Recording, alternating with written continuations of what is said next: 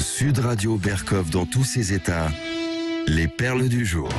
Oui, il y a déjà 100 ans, un certain André Gide disait cela. Pas de la même façon.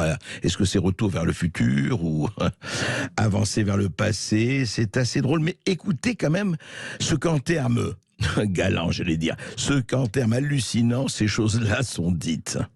C'est montré sociologiquement, le simple fait de se mettre en couple divise par 5 la fréquentation et les nombres de sorties. Donc c'est un appauvrissement considérable du tissu relationnel qui est objectivement engagé dès qu'on s'engage dans un mode de vie conjugal et familial, parce que la vie se met à avoir un centre qui est le foyer, qui est l'intérieur, qui est le domestique, et donc qui produit un appauvrissement considérable de rapport aux autres. Ça et peut avec être cette idée enrichissant aussi, selon non ? laquelle, je pense que moi j'associe beaucoup la famille à la déperdition, à la tristesse, à l'ennui, à la sociabilité, à l'obligation, Mais vous êtes sûr que c'est à que la ça ? calcification des identités, alors que l'amitié c'est l'espèce d'aspiration à une vie au dehors, justement, à une vie qui n'a pas de centre, à une vie qui est centrée sur la rencontre, donc la démultiplication des liens, donc la transitivité des liens, donc la complexification de nos identités. Et là, un ami, par définition, c'est quelqu'un qui nous présente d'autres amis. On est toujours l'ami des amis de son ami, et donc l'amitié est une forme ouverte, c'est une forme généreuse, c'est une forme d'accueil, et qui, à mon avis, est susceptible de produire des dispositions mentales beaucoup plus libertaires que la famille.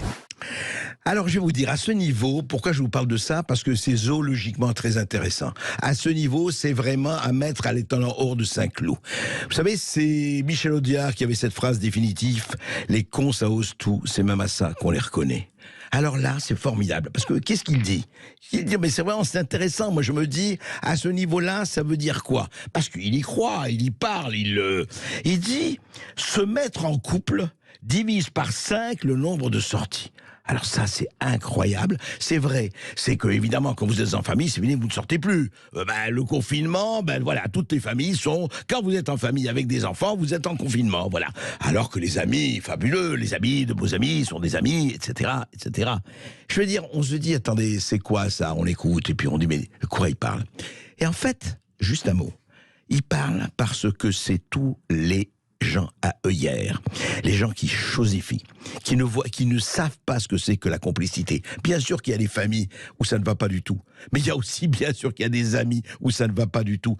Au lieu de penser à la nuance, au lieu de penser à la complexité de l'humain, on en parlera ensuite avec Alexandra Henrion-Caude en ce qui concerne la science, la génétique et le virus. Mais c'est extraordinaire. Ah non, la famille, c'est dégueulasse. Vous voyez, vous ne pouvez plus sortir avec la famille.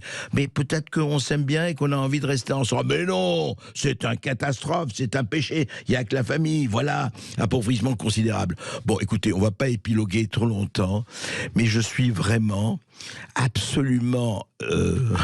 Moi, je suis très content à vivre la liberté d'expression, y compris la liberté d'égrener des âneries. Mais à un moment donné, quand même... Peut-être qu'on peut apporter un petit correctif et dire que la vie, ce n'est pas un long cliché pas tranquille.